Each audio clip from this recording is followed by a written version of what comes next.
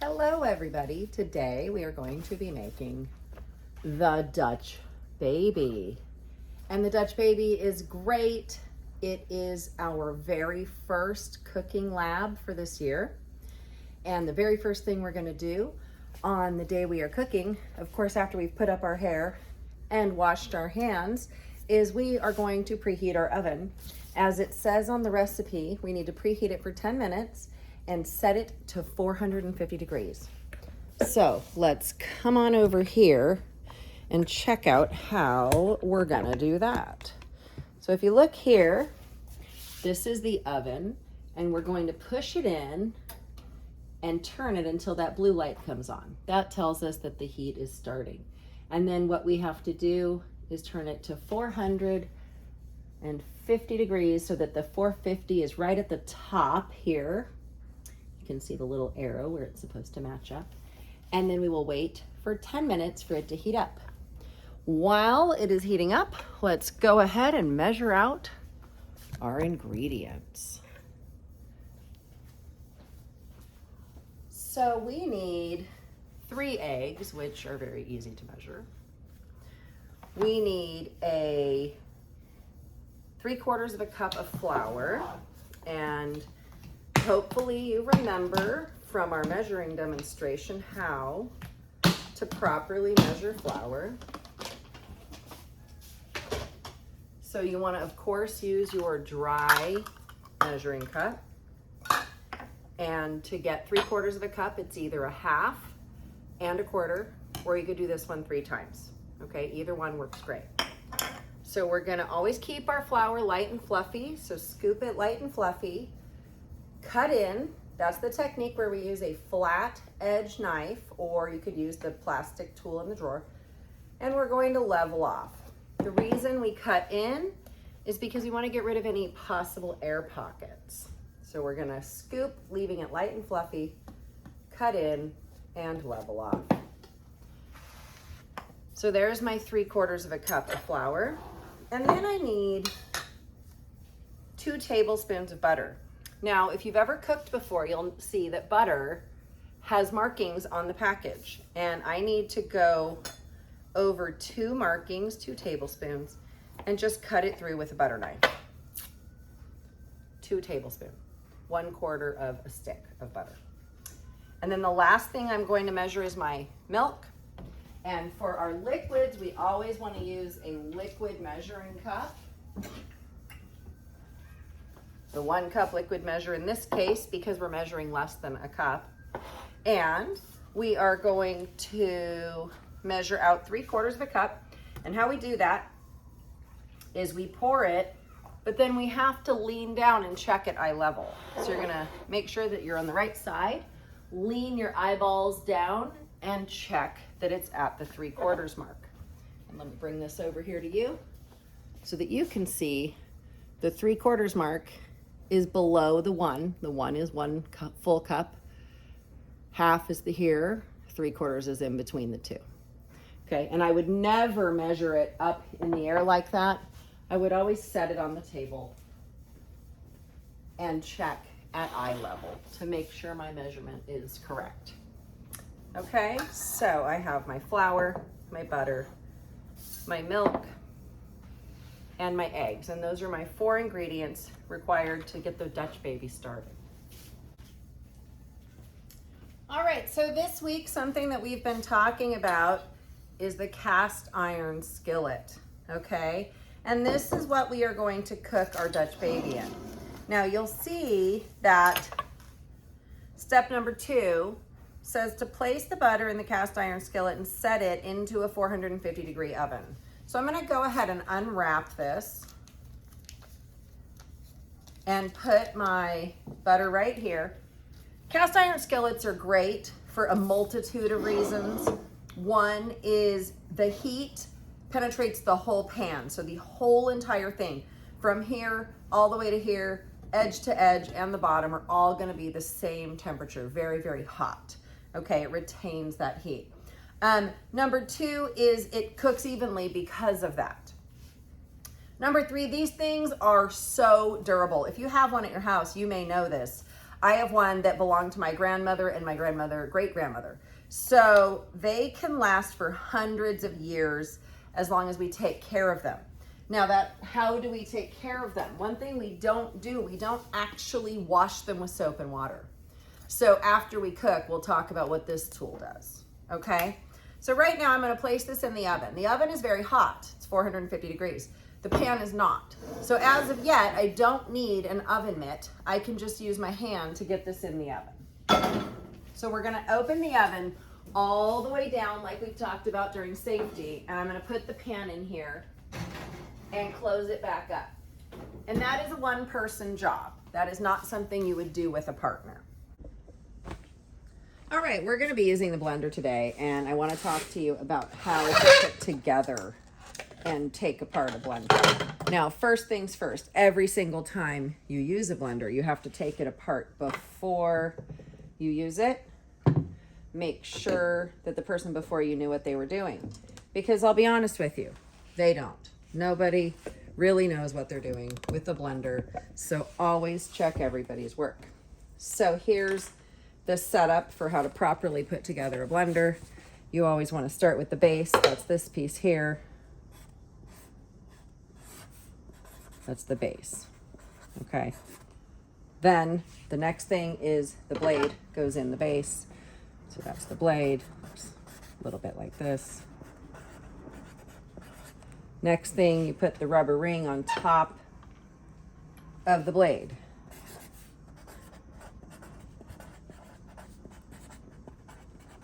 Okay, and then last, you put what's called the jar. And that's the big glass piece.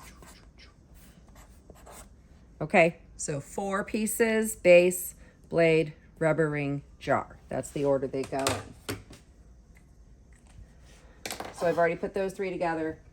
When I put the jar on here, I have to make sure that I put it on so that it's flush. There should not be any space here, and it should not be crooked. All right? The lid also comes apart, and it's very simple. You can use this as a measuring device. It has a 2-ounce mark on it. I never have, but you can. And you can twist it. And you always want to take these all apart before and then after. And when you wash it, make sure you do not throw that blade into your dish tub, because if you do, it's going to hurt you. Okay, so that's how we're going to use our blender. Plug in the power source here into the outlet, and we'll get down to business. So the first thing we want to do is crack our eggs. And anytime we are going to be putting anything in a blender or using eggs in general, we always want to crack our eggs somewhere that's not in the blender. So you want to give them one swift hit. Often I see kids like tapping. We're not tapping. One swift hit, and then you're going to pull apart the eggshell. Okay, one swift hit, pull apart the eggshell. And then these will go in the trash can, not down the drain, definitely in the trash can. And then these are going to be part of what we're making. So we have our eggs, we have our milk, we have our flour. And as the directions tell us, we're going to go ahead and set this on here. When you set it on here, make sure it goes all the way down. So these 2 things are touching here. Okay, if it's sitting like this, it's not going to work. And then we want to get ourselves a rubber scraper, one of these guys. So we are going to start by putting our eggs into the blender. And we are going to put the lid on every single time we ever use the blender. Always put the lid on. And then to use this blender, it's a little bit funny. We have to push on first. Then you pick one of these and you just hold it down.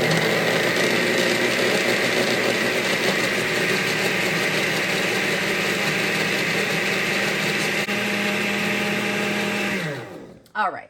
The recipe wanted us to blend these for a minute because what we're doing is we are aerating them.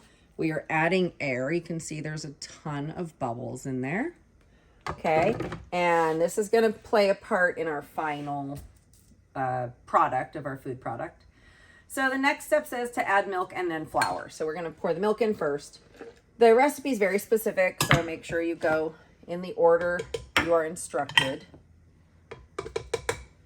All right, and then the next step it says, and I'm always reading directly from the recipe, just like I want you to. Now I'm going to blend it for 20 more seconds.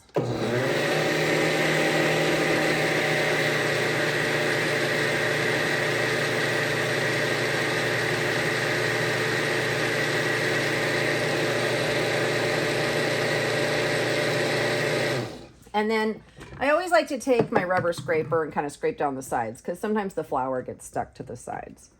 And I'll scrape it down and I'll just do a quick, maybe 10 seconds.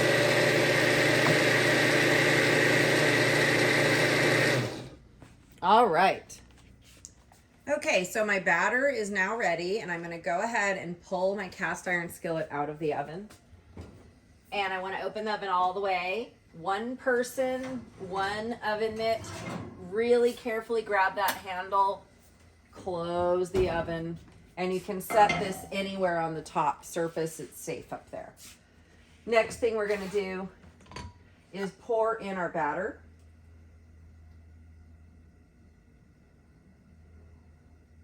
And you'll see, because the pan has been in the oven for a while, it's already going to start cooking.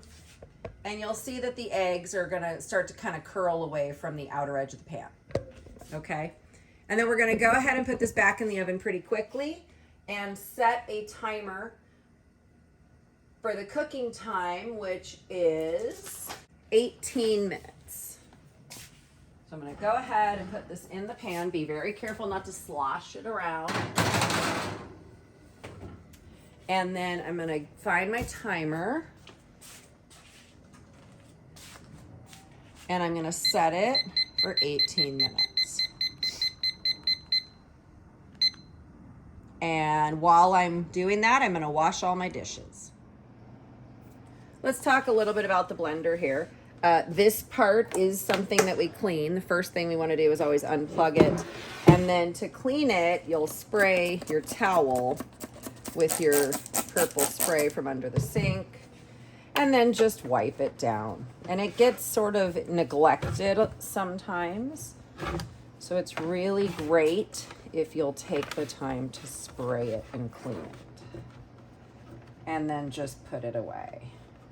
Don't spray directly, and always make sure you unplug before you clean. All right, while the Dutch baby is cooking, you want to go ahead and fill up your dish tub with hot water. You want to put about 2 tablespoons of soap into the water. And then you can get your scrub brush and your sponge from under the sink, and always grab a few towels just so you have them handy for drying.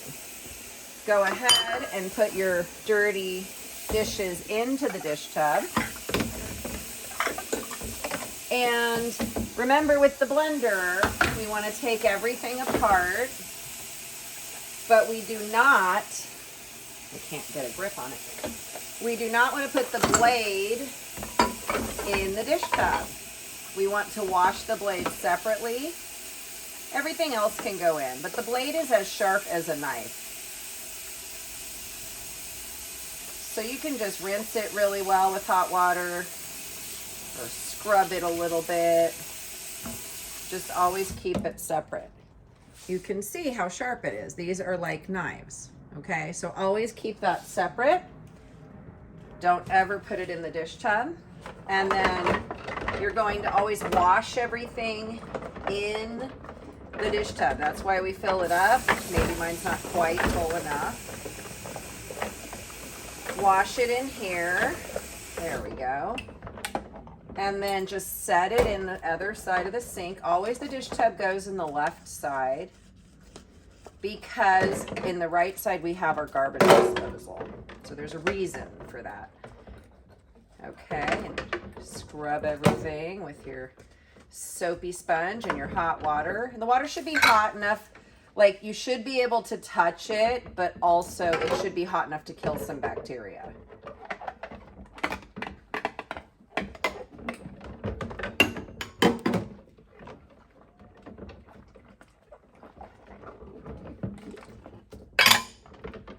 All right.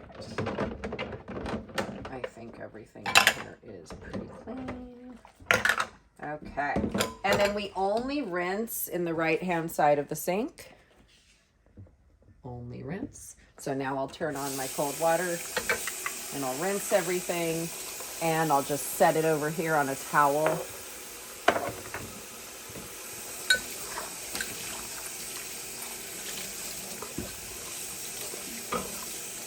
You can use the dish rack if you want to. Just one more thing for me to deal with, so I often choose not to use it.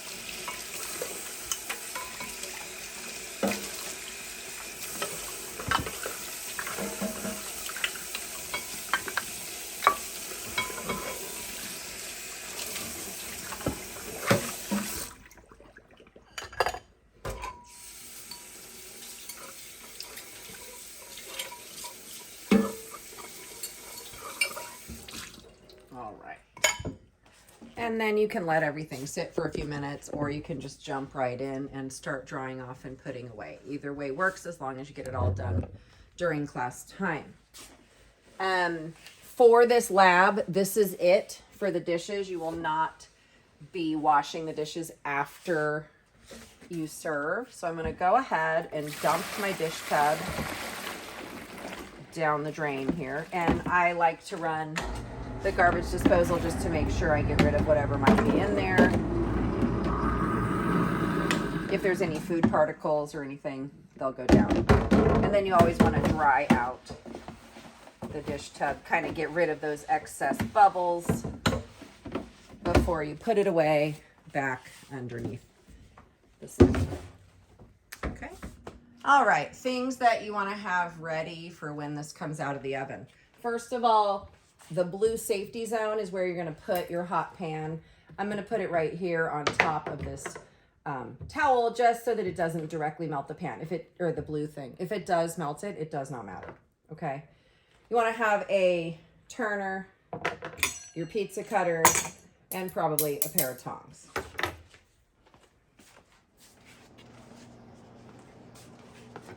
All right, I've got 5 seconds on the timer here. I'm going to push stop so that it stops beeping. Very safely and with all my friends out of the way, I'm going to open the oven and I'm going to pull out my incredible Dutch Baby. Can you see how beautiful that thing is? And I'm going to set it right here on the safety zone. The blue is always the safety zone. I'm going to turn off my oven by turning the dial.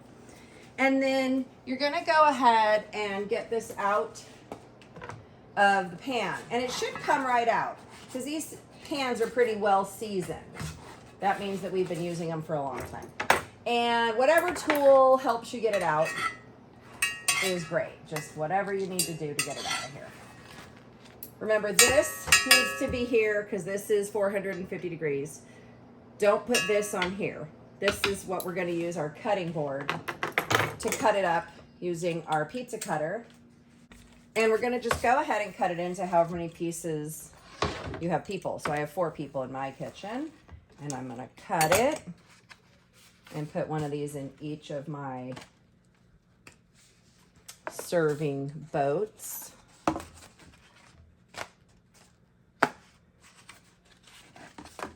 And remember how we made it so fluffy was we aerated the eggs in the blender and then we heated up the pan really hot.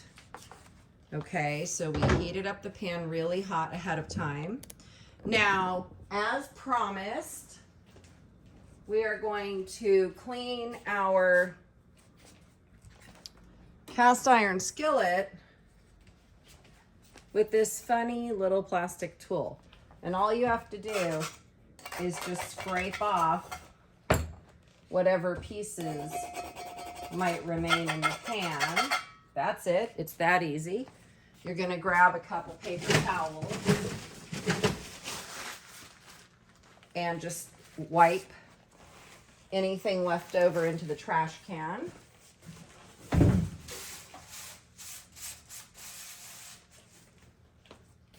And wipe out your pan, and it's ready to go for the next class. So just leave it sitting out because it's very hot.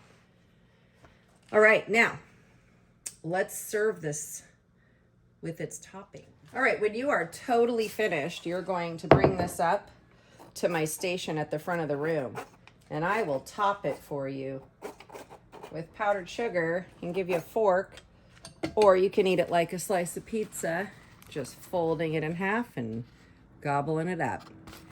At home, if you'd rather put some lemon juice on it, there's all kinds of different ways you can top these.